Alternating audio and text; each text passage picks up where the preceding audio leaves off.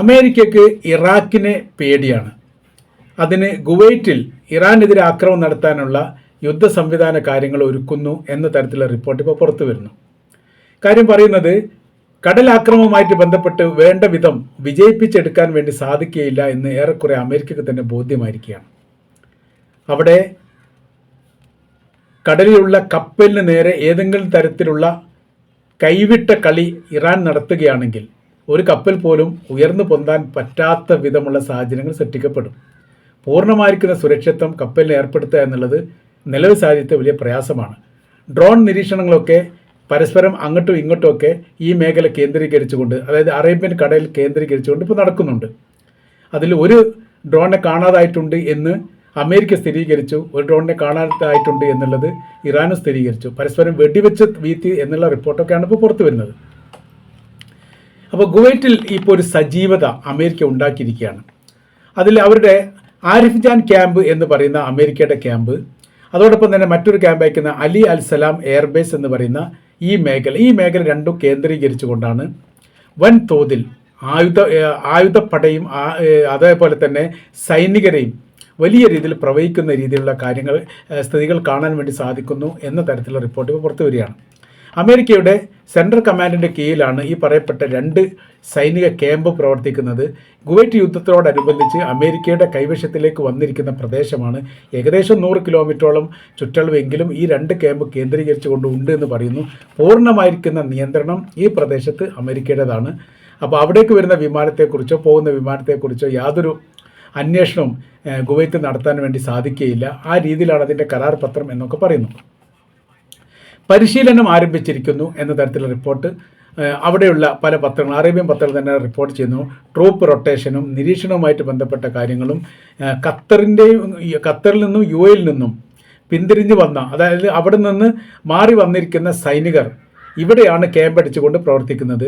ഏകദേശം 13,500ഓളം അമേരിക്കൻ സൈനികർ ആദ്യഘട്ടത്തിൽ, അതായത് ഇറാൻ്റെ യുദ്ധവുമായിട്ട് ബന്ധപ്പെട്ട വിഷയം ഉണ്ടാകുന്നതിന് മുമ്പ് അവിടെ ഉണ്ടായിരുന്നു. അത് സ്ഥിരമായിരിക്കുന്ന അവിടെ സാന്നിധ്യമാണ്. ഇപ്പോൾ 10,000ഓളം പുതിയ അമേരിക്കൻ സൈനികർ അവിടെ എത്തിയിരിക്കുന്നു എന്നുള്ളതാണ് വിവരം. അപ്പോൾ അതിൽ യുദ്ധ ടാങ്കുകൾ, പിന്നീട് റോക്കറ്റ് സിസ്റ്റങ്ങൾ, armed vehicle, aircraft C-130, C-17 പോലെയുള്ള യുദ്ധവിമാനവുമായിട്ട് ബന്ധപ്പെട്ട കാര്യങ്ങളൊക്കെ ഇവിടേക്ക് ഇപ്പോൾ എത്തിയിരിക്കുകയാണ്. അതിനിപ്പോൾ പറയുന്ന കാര്യം ഇങ്ങനെയാണ്. കുവൈറ്റിൽ നിന്ന് ഇറാനിലേക്ക് 790 കിലോമീറ്ററാണ് ആകാശ ദൂരം കണക്കാക്കുന്നത്. കപ്പൽ മാർഗമാണെങ്കിൽ, കടൽ മാർഗമാണെങ്കിൽ അത് 850ഓളം വരും. കരമാർഗമാണെങ്കിൽ 1200 കിലോമീറ്ററുമാണ്. ഇവിടെ കുവൈറ്റ് കഴിഞ്ഞു, പിന്നീട് ഇറാഖ് കഴിഞ്ഞാൽ പിന്നീട് ഇറാൻ എത്തി. അപ്പോൾ ഇറാഖിൽ നിന്ന് ആക്രമിക്കുക എന്ന് പറഞ്ഞാൽ അമേരിക്കയ്ക്ക് സുരക്ഷിതത്വവുമായിട്ട് ബന്ധപ്പെട്ട് വലിയ രീതിയിലുള്ള ഭയമുണ്ട്. നല്ലൊരു ശതമാനം, ജനസംഖ്യയിൽ 65% അവിടെ ഷിയ വിഭാഗങ്ങളാണുള്ളത്. അത് ഇറാനോട് വലിയ രീതിയിലുള്ള ബന്ധം പുലർത്തുന്നവരാണ്. അപ്പോൾ ഇറാൻ എന്തെങ്കിലും പ്രയാസം വന്നു കഴിഞ്ഞാൽ അതിന് സപ്പോർട്ട് ചെയ്യുന്നവരല്ല, പകരം എതിർത്തുകൊണ്ട് യുദ്ധത്തിന് തയ്യാറാകുന്ന വിഭാഗമാണ് ഇറാഖിലുള്ളത് എന്നതിനാൽ അമേരിക്കയെ സംബന്ധിച്ചിടത്തോളം അവിടെ സൈനികമായിരിക്കുന്ന സുരക്ഷ വലിയ അപകടം ജനിപ്പിക്കുന്നതാണ് ഈ മേഖലയിൽ എന്ന് കണക്കാക്കുന്നു. മാത്രമല്ല അവിടെയുള്ള അമേരിക്കയുടെ ബേസ് കേന്ദ്രീകരിച്ചുകൊണ്ട് പല ഘട്ടങ്ങളിലും ഇറാൻ അവരെ ആക്രമിക്കുകയും ചെയ്തിട്ടുണ്ട്. അപ്പോൾ അത് കണ്ടിന്യൂ ചെയ്യാൻ വേണ്ടിയിട്ട് അമേരിക്കയ്ക്ക് താല്പര്യമില്ല. പിന്നെ രണ്ടാമത്തെ ഒരു അതിർത്തി പങ്കിടുന്ന രാജ്യം എന്ന് പറയുന്നത് അഫ്ഗാനിസ്ഥാനാണ്. അഫ്ഗാനിസ്ഥാനും അമേരിക്കയും തമ്മിൽ നല്ല ബന്ധമല്ല. അവർ ശത്രു രാജ്യങ്ങളെ പോലെയാണ്. താലിബാൻ അവിടെ ഭരിക്കുന്നത്. അവിടെ അഫ്ഗാനിസ്ഥാനിലുള്ള എയർപോർട്ടും അതുമായി ബന്ധപ്പെട്ട മേഖലയും അമേരിക്കയ്ക്ക് തിരിച്ചു തരണം ഒരു പറഞ്ഞിട്ടുണ്ട്. മാത്രമല്ല അമേരിക്കയുടെ സൈനികർ അഫ്ഗാനിസ്ഥാൻ വിട്ടുപോകുന്ന സമയത്ത് ഒരുപാട് ആയുധങ്ങൾ അവിടെ ഉണ്ടായിരുന്നു. അത് തങ്ങളുടേതാണ്, തിരിച്ചു നൽകണം എന്ന് പറഞ്ഞു. യുദ്ധം ചെയ്താൽ പോലും തങ്ങൾ തിരിച്ചു നൽകില്ലെന്ന് താലിബാൻ പറയുകയും ചെയ്തു. ആ രീതിയിലാണ് അവിടെ സമീപനം. അതുകൊണ്ട് ഒരിക്കൽ പോലും അഫ്ഗാനിസ്ഥാൻ ഇറാനെ ആക്രമിക്കാൻ വേണ്ടിയിട്ട് അമേരിക്കയ്ക്ക് സഹായം നൽകില്ല എന്നുള്ള കാര്യം ഉറപ്പാണ്. അടുത്ത രാജ്യം പറഞ്ഞ അസർബൈജാൻ എന്ന് പറഞ്ഞാൽ ഷിയ രാഷ്ട്രമാണ്. 3 രാഷ്ട്രമാണ് ലോകത്തുള്ളത് ഷിയ വിഭാഗമായിട്ട്. ഒന്ന് ഇറാനാണ്, പിന്നീട് ഇറാഖാണ്, മൂന്നാമത്തെ അസർബൈജാനാണ്. അസർബൈജാനും ഇസ്രായേലും തമ്മിലും അസർബൈജാനും അമേരിക്കയും തമ്മിലും വലിയ നയതന്ത്ര ബന്ധമാണ്, വലിയ സൗഹൃദ ബന്ധമാണ്. വലിയ രീതിയിലുള്ള ബന്ധങ്ങൾ എല്ലാ കാലത്തും തുടരാൻ ആഗ്രഹിക്കുന്ന രാഷ്ട്രങ്ങളുമാണ്.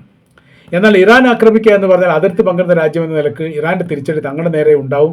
അത് എത്രത്തോളം കനത്തതാകും എന്ന് പറയാൻ പോലും പറ്റില്ല എന്നതിനാൽ ഒരിക്കലും അസർബൈജാൻ ആ പ്രവൃത്തി ചെയ്യില്ല എന്ന് ഉറപ്പാണ്. പിന്നെ അതിൻ്റെ അതിർത്തി പങ്കിടുന്ന മറ്റൊരു ചെറിയൊരു ഭാഗം പാകിസ്ഥാനാണ്. പാകിസ്ഥാൻ അതിർത്തി പങ്കിടുന്ന സമയത്തുള്ള വിഷയം എന്ന് പറഞ്ഞാൽ പാകിസ്ഥാൻ്റെ അകത്ത് തന്നെ വലിയ ആഭ്യന്തര വിഷയങ്ങളുണ്ടാവും. കാര്യം അവിടെ നല്ലൊരു ശതമാനം ഷിയാക്കളുണ്ട്. ഷിയാക്കൾ സുന്നികൾ പല ഘട്ടങ്ങളിലും വിഷയങ്ങളും പ്രശ്നങ്ങളും ഉണ്ടാകുന്ന ഒരു രാജ്യം കൂടിയാണ് പാകിസ്ഥാൻ. ഒരു സുരക്ഷിതമായിരിക്കുന്ന ഒരു ഇടമോ ഒരു നിലനിൽക്കുന്ന രീതിയിലൊരു ഭരണ സംവിധാനം അവിടെ ഉണ്ടാവില്ല. അവിടുത്തെ ഈ പാകിസ്ഥാൻ്റെ പ്രധാനമന്ത്രി സൈനിക കമാൻഡർ അറസ്റ്റ് ചെയ്യുക, സൈനിക കമാൻഡർ പ്രധാനമന്ത്രി ജയിലടക്കുക, ഇത്തരം ഒരു പ്രവർത്തനങ്ങൾ ഒരു നാടകം പോലെ എല്ലാ കാലത്തും ഉണ്ടാവാറുണ്ട്. കഴിഞ്ഞ പ്രാവശ്യത്തെ പ്രധാനമന്ത്രി ഇപ്പോൾ പാകിസ്ഥാൻ്റെ ജയിലിലാണ്, നമുക്കറിയാം. അപ്പോൾ ആ തരത്തിലാണ് അവിടുത്തെ രാഷ്ട്രീയം. ആ രാഷ്ട്രീയത്തിൽ ആഭ്യന്തര വിഷയ കാര്യങ്ങൾ ഉണ്ടാവുകയാണെങ്കിൽ നിലനിൽക്കാൻ പറ്റാത്തൊരു സ്ഥിതി പാകിസ്ഥാൻ ഉണ്ടാവും എന്ന് സൈനിക കമാൻഡർ പോലും മനസ്സിലാക്കുന്നു. അതുകൊണ്ട് അവർ നൽകാനുള്ള സാധ്യത കുറവാണ്. പിന്നെ ഒരു കുറച്ചുകൂടി വലിയ എതിർപ്പില്ലാത്ത ഒരു രാജ്യമായിട്ടാണ് കുവൈറ്റിനെ കാണുന്നത്. ഇവിടെ വെച്ച് കഴിഞ്ഞിട്ട് കാര്യങ്ങളൊക്കെ ക്രോഡീകരിക്കുകയും അങ്ങനെ ഇറാഖ് വഴി യുദ്ധം ചെയ്യുന്ന സാഹചര്യം വരികയാണെങ്കിൽ ഇറാഖ് വഴി ആക്രമിക്കാനുള്ള സംവിധാനങ്ങൾ ഒരുക്കുകയും ചെയ്യും എന്നുള്ളതാണ് മനസ്സിലാക്കാൻ വേണ്ടി പറ്റുന്നത്. അപ്പോൾ അമേരിക്കയെ സംബന്ധിച്ചിടത്തോളം എവിടെ എങ്ങനെ തുടങ്ങണം എന്നതിനെക്കുറിച്ച് ഇപ്പോഴും യാതൊരു ഐഡിയയുമില്ല. അവർ വെപ്രാളത്തിലാണ് എന്നുള്ളതും ഈ യുദ്ധത്തിൽ ഏറെക്കുറെ അവർ പരാജയപ്പെടുന്ന അവർക്ക് തന്നെ ബോധ്യമാകുന്ന രീതിയാണ് ഇപ്പോഴത്തെ അവരുടെ സമീപന കാര്യങ്ങളൊക്കെ നോക്കുന്ന സമയത്ത് മനസ്സിലാക്കാൻ സാധിക്കുന്നത് എന്നും കൂടി നമുക്കതിൽ വിലയിരുത്താൻ വേണ്ടിയിട്ട് സാധിക്കുന്നതാണ്.